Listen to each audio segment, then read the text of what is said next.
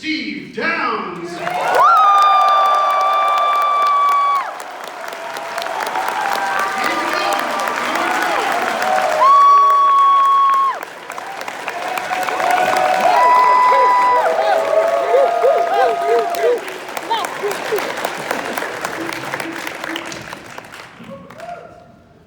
I'd say welcome to Florida, but I gather this was just a drive down the highway. Just a little pop up the street. I live in Sarasota, so.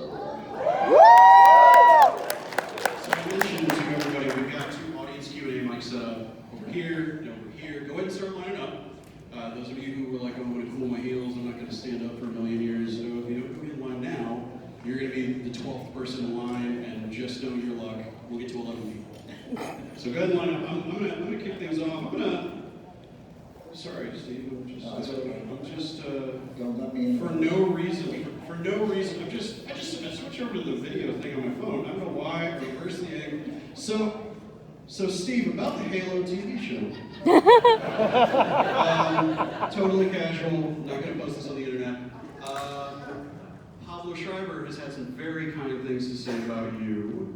Our Masterchief in live action. I wonder, I don't know, what do you think of this guy, Pablo Schreiber? Well, actually, Pablo and I have a little bit of a long-distance bromance going on, so we're in the Mutual Admiration Society, and I think he does a phenomenal job in the TV series, and I'm proud to share the helmet with him from time to time. How do you like that? Is that good? Nobody on Reddit's going to find this particularly controversial, but I mentioned this. I was at the South by Southwest premiere of the pilot of the show. Jen Taylor was there doing Q&A, so she was texting you throughout. She was. Cortana always texting in the middle of things. In very Cortana-like fashion. How surreal has this whole journey been for you, but more specifically, this TV show that they've been trying to get done as a movie, as a TV show for a long time. Yeah. What is it like seeing that finally happen? Getting to see Jen finally on screen as Cortana, getting to see so many of the things from the game universe that the two of you have been a part of for the better part of 20 years. Well,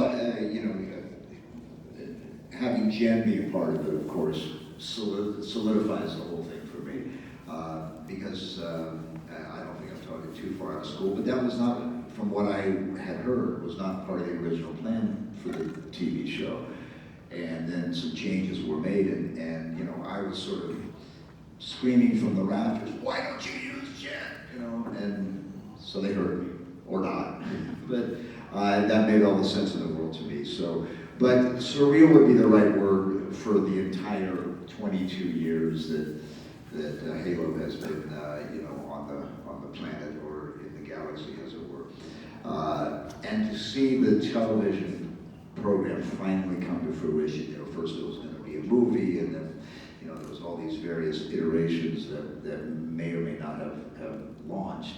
And finally, it made it to the screen. And so for me, of course, it's a different experience, I suppose, but really not that much than anybody who's been a fan of the game, all these years, is that I think it's important, and I know that Kiki Wolfkill, who is the executive producer and has been a part of 343, for as long as I've known, has said that you have to approach this, with a different set of eyes. Yes, it's Halo, and yes, it's familiar, but it's not the same.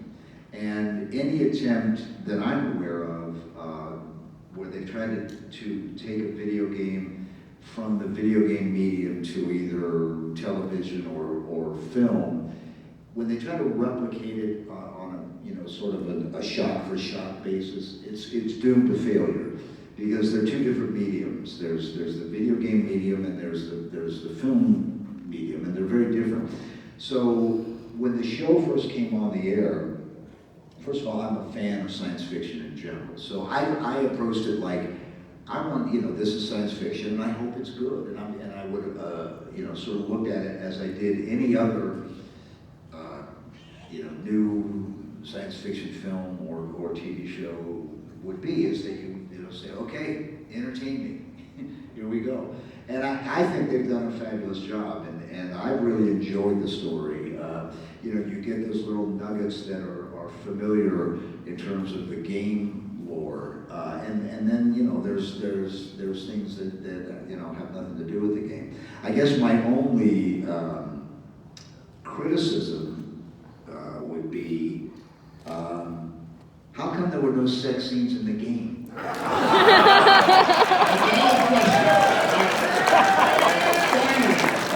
And it's not recording. I mean, come on. Come on. I get, That's too much to ask. Halo Infinite 2. It's going to be a real different game. It's going to be a very different game. So I got to ask you, I asked the producers this at the screening. I asked them, so Pablo does a great job. A lot of fans are really happy to see Jen in the show. You probably would be violating NDAs to confirm anything about where they might go with bringing you onto the show in some sort of role, cameo, or whatever. But if you had your choice, what kind of a cameo would you want? Do you want to just be a quick little, like you get a one-liner that's kind of funny? Would you want to be in a battle sequence? Is there in the back of your head that'd be fun if they let me do this? I don't know. I had a sort of a fantasy that there's some battle scene coming up, and the chief is going to into the armory basically to get his weapons, and the guy who's issuing the weapons is me. and that maybe we spoilers. This is just my fantasy, and that we don't really have any exchange of words. It's just kind of a look of like, and move on. You pick one up, you wait a little bit. Yeah. Pick up a lighter one. Yeah.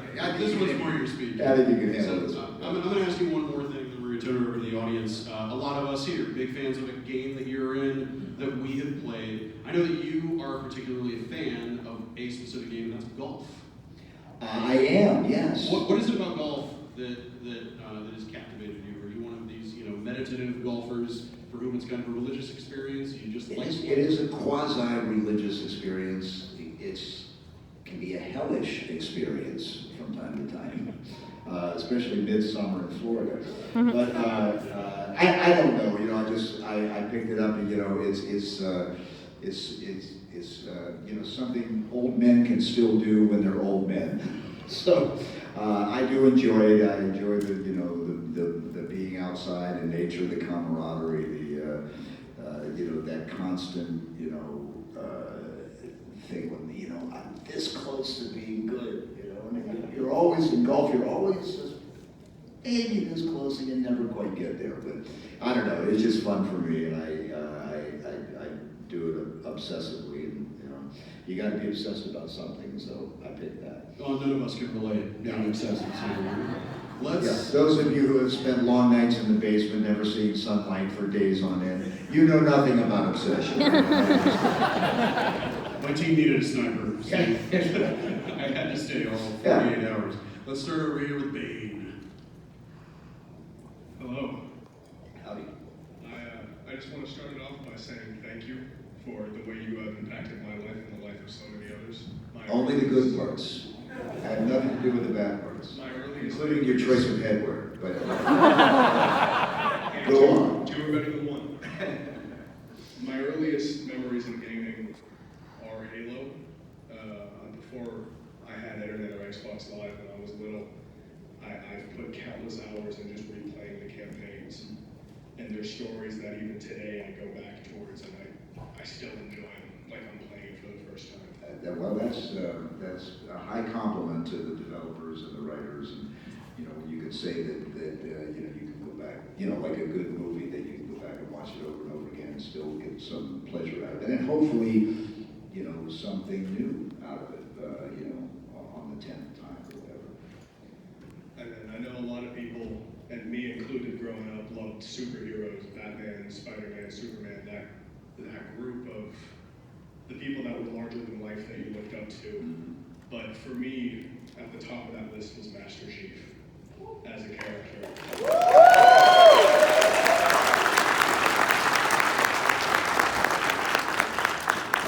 There was just something about, he's always fighting. no matter the situation. He just kept persevering and he never cracked under pressure, no matter what the task ahead of him was. And that inspired me when I was growing up, and it still does to this day when I think about he would finish the fight. Yeah, indeed. Well, if there's nothing else you take away from the story of Masterchief, I think that's probably the best. You know, his tenacity and his never give upness, you know, I think that's a good. You know, if that's an inspiration, then you know, we've done our job. That's for sure. And then for my question, you've been in this series for over 20 years now. I mean, I was only born 2 months before the first game came out, so it's been a part of my whole life. Is there still moments where you think about what it's like to be one of the faces of gaming as a whole? Well, yeah.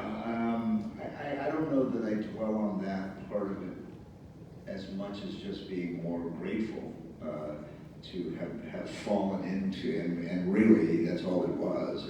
It was a happy accident that I, you know, became the voice of you know, a character who has become such an icon. So I don't know that I dwell on that part of it, although I did have a moment last night out by the fire pit in the hotel I was staying, enjoying a nice cigar and a fine bourbon, and thinking, how did I get here? The old Talking Head song, how did I work this? My question is, wait a minute, how do I get there? Yeah. Right? That sounds like a good time. Yeah, it was a good time. You know, it's just it's a humbling and grateful experience, and really the most impactful part of it all, other than the actual recording of the game. People ask me, what's your favorite part of being Master Chief and all that, and my favorite part is actually doing it. When the call comes in and it's time to start work on the next game, and the preparation for that, and meeting with the writers and the director and all that, and then actually going into the booth for the first time and getting the story and seeing where we're going, that's the most exciting part. I mean, it's just like getting back on a horse again, like, let's ride this boy and see where we go. And I still really I'm probably more excited about it now than I've ever been since, you know, since Combat Evolved. But beyond that is hearing the stories that I hear when I come to things like this, and you know, things like what you just said about how impactful, you know, the story and that character in particular were. Those are it's fascinating and meaningful to me, and really, to be honest, helps to influence how I approach the next game in terms of acting. You know, your stories are kind of in the back of my head as we're going into, you know, record new material for Halo. So it really is, you know, an impactful kind of exchange that we end up having, you and I, that kind of thing. Thank you. You're welcome.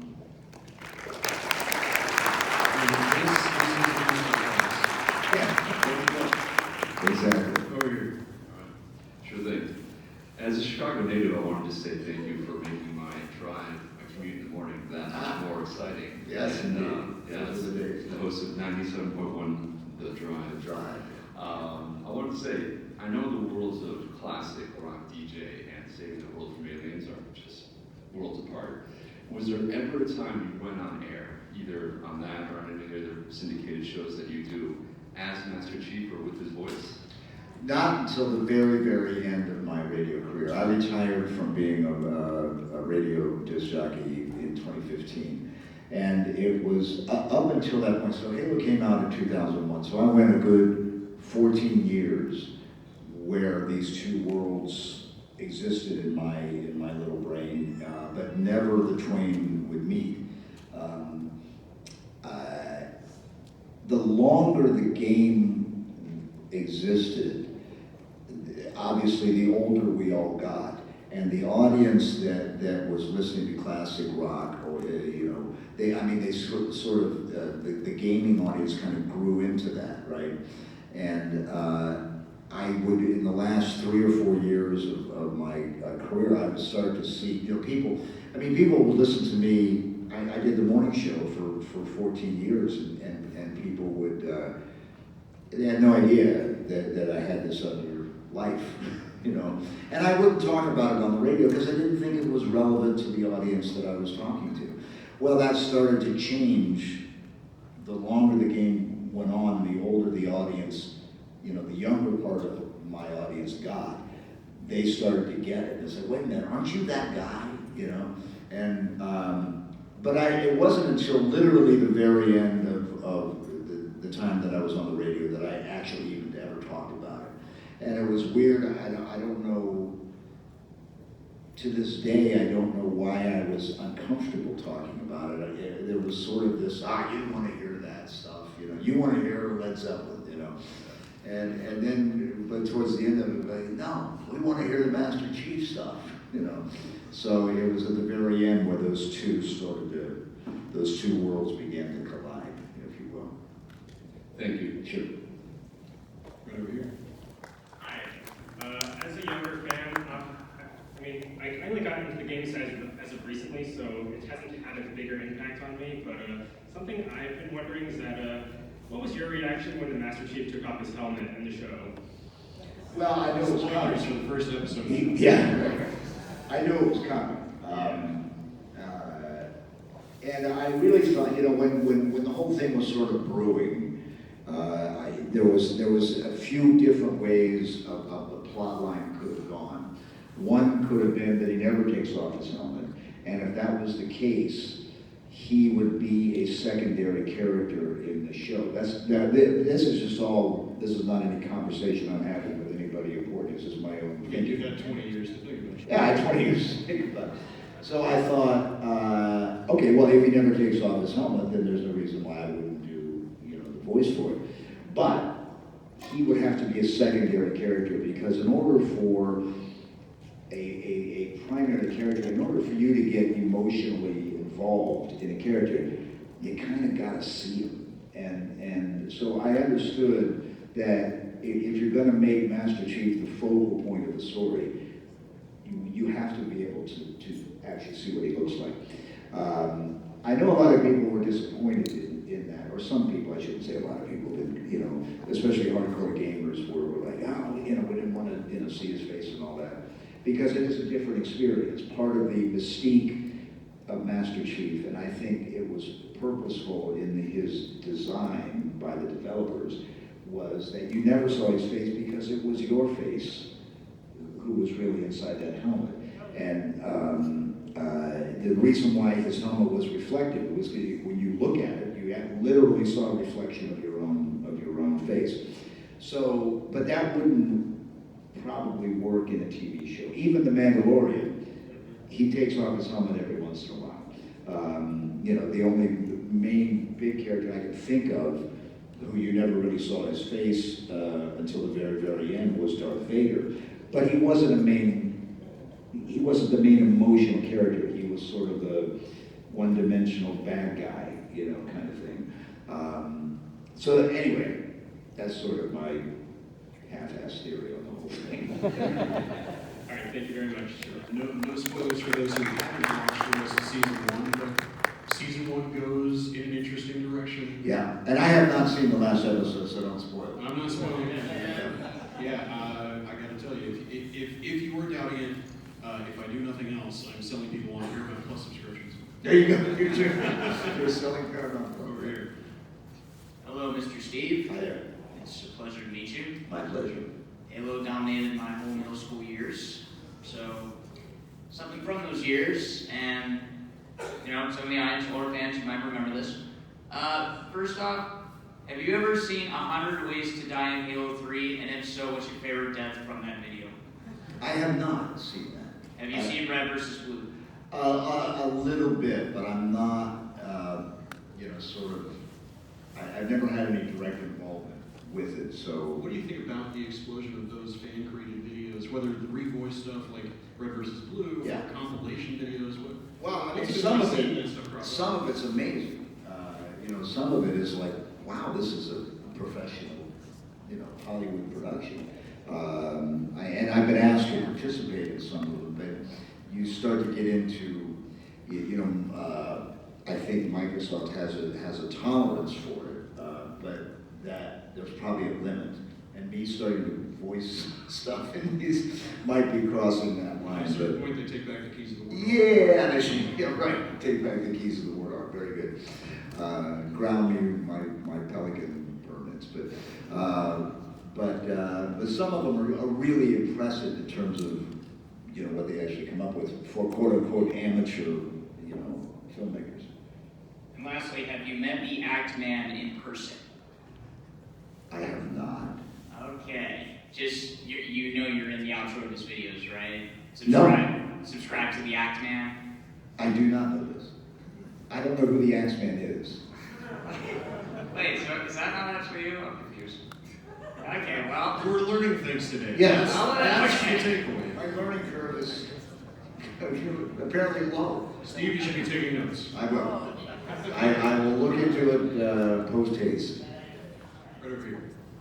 Oh, wait, sorry. Hello, I've kind of recently gotten into the series, but Halo has kind of always been a part of my family. But what's your favorite non-Halo related game, and why is it favorite? Well, this will come as maybe somewhat of a surprise to you, but I'm not much of a gamer. When Halo 2 came out, I said, Steve, you really gotta get involved here and see what this is all about. So I got myself an Xbox, got a copy of the game, sat down in front of the TV one night, and if you remember in the beginning of Halo 2, he's in a room, right? And it's I need a weapon, and how he goes to. But the thing is, he has to be able to leave the room that he's in. I spent an hour and a half, and I was like, I don't get it. There's no exit sign. There's no little arrow going this way. You figure after an hour and a half they would get, okay, this moron doesn't know what he's doing, let's help him out. And I'm literally just, frustrated beyond belief. I couldn't get him out of the goddamn room. So anyway, the moral of the story was, Steve, you're not much of a gamer. So, and I thought, in my particular case, I either have to be halfway decent or don't play at all. And I was a long way from being halfway decent. I wasn't a 10th way decent. So I decided that, whatever skills you guys have, I do not possess. And in all honesty, what attracted me to the story in the beginning and my involvement in it was the story. And that's where my passion lies. And where I was blessed because there's so much great source material, behind Halo with the books and everything, that it really helped me to sort of deepen my interest and understanding of the universe and of the character. And that's where I went there rather than going in the gaming direction. Cool. Thank you. Thank you. Mr. Dallas? Actually, but to answer your question, my favorite video game, not including Halo, is Pong. You know what? I was pretty damn good at it back in the day. The classics are the classics for a reason. The classics of the classics. That was prehistoric, actually. But, Right over here. I just want to go ahead and say I've been playing since I was 5 years old when my dad first bought an Xbox, and I fell in love with the game ever since. okay, now you weren't supposed to be playing when you were. Oh, no. It was pretty much illegal. Yeah, Dan, wherever you are, yeah. But I just want to say thank you for shaping my life, and I want to thank you for that. And my question is, narrative-wise, which one was your favorite Halo, and which one was the worst? Not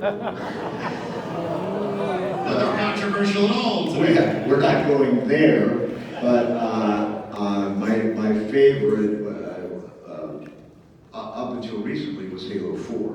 And two reasons. One, which you sort of touched on, which was the narrative, because when we went in to do, Halo 4 was the first game for 343, and they were recasting both Master Chief and Cortana. In fact, it had already been done. And fortunately, and this is why I feel like I have such a debt for many reasons to the fans, is that when they beta tested this stuff, there was some pushback about who was voicing Master Chief and who was voicing Cortana. I have one note, Master Chief's son was real. It was like that. And so they came back and we didn't know all this at the time, but found out later that that's what had happened, and they were coming back for us to reprise our characters. But when I got to look at the story for Halo 4, I always felt like when we were done with 3, which was my last real involvement with the game before that, I thought, man, there's such a rich story here. There's so much more, just from a narrative standpoint, that can be told. And yet, here it is, because, at the end of Reach, really, the future of the game was very much in doubt. So, and I remember thinking, God, there's a whole big story here that really could be told.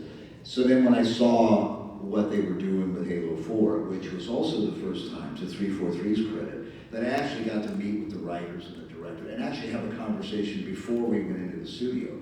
And so you got to look at this, and I thought, yes, now we're getting somewhere. This is a natural progression, particularly of the relationship between the Chief and Cortana. So I was very excited about that. And then on another note, it's the first time Jen Taylor and I actually worked together in the same room at the same time and actually did an ensemble type work. Jen and I had never even met prior to the 10th anniversary of Combat Evolved. It was actually the first time we actually met at a function that Microsoft was doing in Seattle. And then shortly thereafter, we began recording for Halo 4, and they thought, correctly in my opinion, that our performances would be enhanced if we could actually be together and act this stuff out, you're sort of feeding off each other. So those are some of my favorite recording memories of my entire Halo experience. But Halo Infinite is pretty damn good. And I had different experiences there because, again, it was an advancement of the storyline, which I really liked, and it made some logical sense. There's some question as to whether Halo Guardians did that. I'll leave that up to you guys. But I think the popular consensus is pretty well known. But Halo Infinite certainly did, and I think they brought the best out of the Bungie games and that on a number of levels, and also what had happened from Halo 4. So plus the fact I had a really good director by the name of Paul Crocker, who he really got Master Chief, and he really understood, in my opinion, the essence of what made the character appealing to people, and so him and I had a really good sort of feedback loop that helped my performance. And it's the first Halo game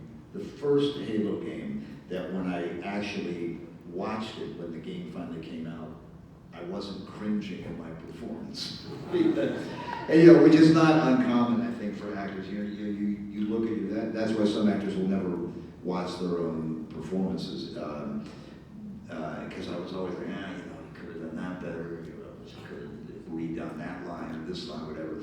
And Halo Infinite, for the most part, I felt, that I left my best work on the table. So, and that's all you can really do, and then it's up to the audience to like it or not. But you have to feel like, yes, this is the best I can do, and it's either good enough or it isn't. And I honestly felt that with Halo Infinite, and I really liked the story. I liked the introduction of the new characters and the possibilities that it creates for what may happen down the line. So. Thank you so much. We got a little over 10 minutes left, so let's try to get as many I'll as we can. brief up my answers here, but I tend to go on. No, I mean, you're the guest, do what you want. Well, Chief can't talk much in the game, so when I get the opportunity. It's the extended edition. I'm extending the vision. Hello. Like a lot of people in here, I think my first game was Halo Combat Evolved. So speaking of Halo Combat Evolved, I don't know how many people know this, but before it turned into the first-person shooter that it is today, it was actually going to be an RTS type game, similar to Halo Wars. So I was just curious, when did they bring you on for Halo Combat Evolved? Was it during the RTS period or after? No, it was after. It was a weird experience because when I came in, so Marty O'Donnell, who was the guy who cast all the voices and wrote much of the music for the budget games and was an integral part of the development of those games. When he and I sat down, we basically had a little conversation about what this game was, what Halo was, who Masterchief was, but they didn't even have for me to look at a visual representation of who he was. So it was all, just sort of conversation-based and personality-based. And I'm trying to remember, I want to say that the first recordings I did were, I'm going to say late 2000. So I think by that point, whatever changes they had made to the game that we all know and love today had already been made. And plus the fact that on that level, that's sort of the technical level that I really wouldn't, and especially in those early days, had been much of a part of anyway. It was pretty much, here's the lines, read them, you son of a bitch, and be good at it. So that was kind of my direction in the beginning, Awesome, thank you. Sure. Over here. So, one of the biggest moments for me throughout the whole Halo series was actually in the intro to Halo 2 when Chief turns around and just goes, "Sir, permission to leave the station to give the Covenant back their bomb." What is the biggest moment that you can pick out for Chief in the Halo series? Well, a number of them come to mind, and an equal number of them I forget. But one of which is towards the end of Halo 4, that whole series when he's on the flight deck with, help me out. Say again? Yes, yeah. And, he's trying to have a conversation with the Chief, and the Chief is being his usual stoic, doesn't say anything. And then he says the thing about being a machine. And Chief's, that's the one thing that's sort of, and really, he's talking to himself in that moment. And he's saying, she said that to me once, about being a machine. And that was a big line. I thought that was it spoke a lot about, him trying to, kind of reconcile this emotional side of him, which up to that point had been pretty shut down, or in fact really never developed. And there was that realization that, there was some confusion about who was the machine and who was the flesh and blood. And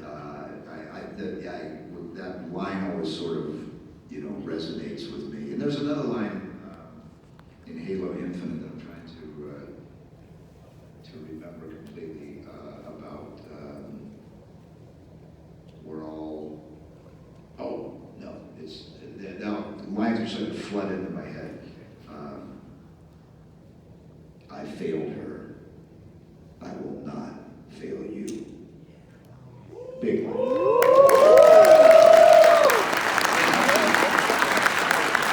Don't get me started, okay? Don't get me started. Good afternoon, Mr. Downs. I'm sure like many of the people here, I grew up on Halo, and it's really what started my interest in sci-fi, books, movies, TV shows, and such things. You mentioned earlier you have a similar level of sci-fi. Yes. In your opinion, what is your favorite book series, TV show? Just what is your favorite sci-fi universe other than Halo? That's an easy one.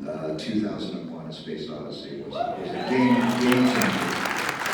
It was certainly for me, but I mean, in the film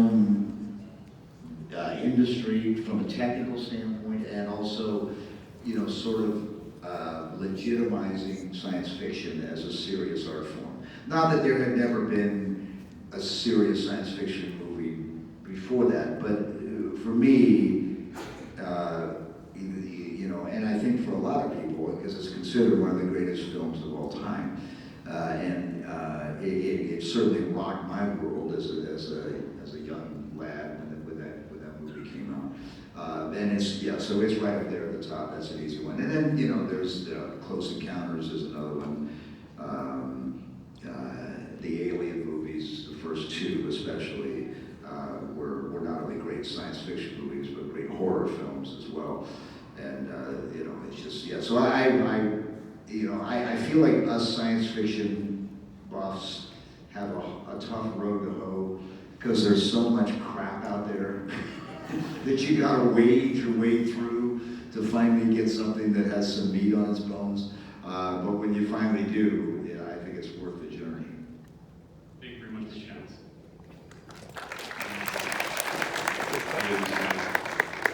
A lot of people here talk about how much Halo has meant to them and impacted their lives. Did you think it'd be this big when you sat down the first time or recorded that first line? Not at all. I'll try to make this brief, but not only did I not think it, Bungie didn't think it either. In fact, they had no plans to make Halo 2. And the bigwigs at Bungie actually were against sequels in general.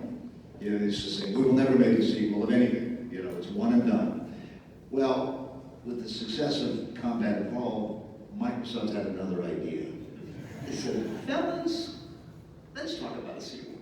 And so no. Fire the old money printing. Yeah, So, and thank God they did. No, I had no idea it was going to be what it was. And I've had several very meaningful experiences at this convention, but it happens every single time, of how much it means to you. And it's just so fascinating to me and humbling at the same time that a video game, and why Halo, and maybe I'm wrong about this because I'm too close to it, but no other game seems to kind of transcend, just your gaming experience, and the shoot 'em up aspect of it to some deeper level that is, I know for many of you, is very moving, and it's just, so when those exchanges happen, and as I said earlier, it does, it does impact how I view it, and how I view it going into, working on it the next time that may happen, I admit that I don't fully understand it. I know I have, there's the things in my life that have, happened, or certain events that were game changers, to coin a phrase, so I relate to it on that level of how things like that, media events, just whatever it is, a game, a movie, a rock band, a song, or something that can literally change your life. And I see it happen, with this game all the time, and I find it fascinating and humbling, really. Thank you. We got just over 5 minutes, so just one more. Hey there, Steve. Have you ever felt bummed when you heard that Halo Reach wasn't going to include your voice? God, it was such a long time ago, and I did actually there's some cameo stuff in, I think I do some of the stuff that Jeff, is it Sticer, the Halo announcer, his name is escaping me, sorry Jeff, double kill, triple kill. I think they let me do a few of those things, so So I did have, sort of a minor thing in reach, but no, I don't think it was. I mean, it was a different story, and it was not a Master Chief centric tale. So no, I wouldn't say that I was particularly bummed out about it, other than from a paycheck perspective. Thanks so much, sir. Hi, Mr. Downs. Real quick, right off the bat, I'm nowhere pressed for time. I will say that Combat Evolved was my first ever FPS shooter. I didn't even touch Modern Warfare or Call of Duties. Sorry for all those hard fans out there. But You're forgiven. Halo Combat Evolved, first FPS, my first conversion to sci-fi and video gaming entirely, and I had the PC version, so I was playing off the console and Awesome. monitor. With the new anniversary edition, I will always go back to the old school first Combat Evolved, make some changes and things. But with the other voice actors, did you ever have a give and take with David Scully, the voice actor for Sergeant Johnson? No, unfortunately not. Jen is the only one I've ever had, and Jen and I have ended up becoming, pretty close friends as a result. But she's the only one. Keith David I've met, great guy, super talent. We did a convention together years ago, and I was the fanboy in that scenario. Like, golly, you're Keith David. Wow, when you're running Congress, Mike, that's right. You're the Arbiter.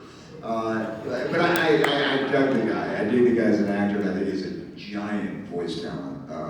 But no, I didn't have a lot of interaction other than with Jen. That was really it. And voiceover is like that, especially gaming voiceover. It's kind of a solitary profession. You spend a lot of time in a closet. Especially since the pandemic, I've spent a lot of time in a closet, my own closet. And I mean a literal closet, okay? I'm not talking an actual closet. Not that there's anything wrong with that. Thank you. So I got good news and bad news. Good news is this has been great, right? Bad news is we are out of time. Let's put a button on things a little bit. Sure. You mentioned the pandemic. What has it been like getting back out here and seeing the fans again? Certainly when you first started doing conventions, that was one thing, but coming back into this world, what has it been like getting the kind of love and the stories that people are sharing with you on the other side of this thing that all of us have? Well, it's been fascinating. I mean, now, this is, I started, I think my first convention post-pandemic was probably early January, I think, in Sacramento. Now we're back to, it's like we never left, and which is fantastic. It's the way it should be. And, but it is, I do, and I'm doing more of them now than, I think we're all sort of, I think I heard today they're talking about 120,000 people here. I mean, there's this pent up, yes, we gotta get out, And I think us as actors and animation people and all of us feel the same thing. We've developed, not we, certainly I have nothing to do with it, but this community has not been able to be together for quite a while, and the fact that we can, and hopefully safely and respectfully, we need to have this thing, whatever this thing is, we need to do it. And it's wonderful to be able to come back and share, especially with the new game, and the TV show and everything. It's really exciting to be, back out in the weeds on it. It's good. So I got two little bits of housekeeping before we give him the send-off that only Master Chief can get in Florida. You're here the rest of the weekend? We're here all week, folks. All weekend, so come by the table. Yeah, go see him. We're here today, tomorrow, and Sunday. So yeah, lots of opportunities. If you've already seen him, you forgot, there's something that you want to go tell him. If you didn't get a chance to ask your question, my apologies, but it's a true testament to this man that we had so many people lined up that we couldn't have gotten everybody in 2 hours, let alone 1 hour. Yeah. Plus, I wouldn't shut up, which might have been just the worst. So, can I get a round of applause for our crew? Yeah.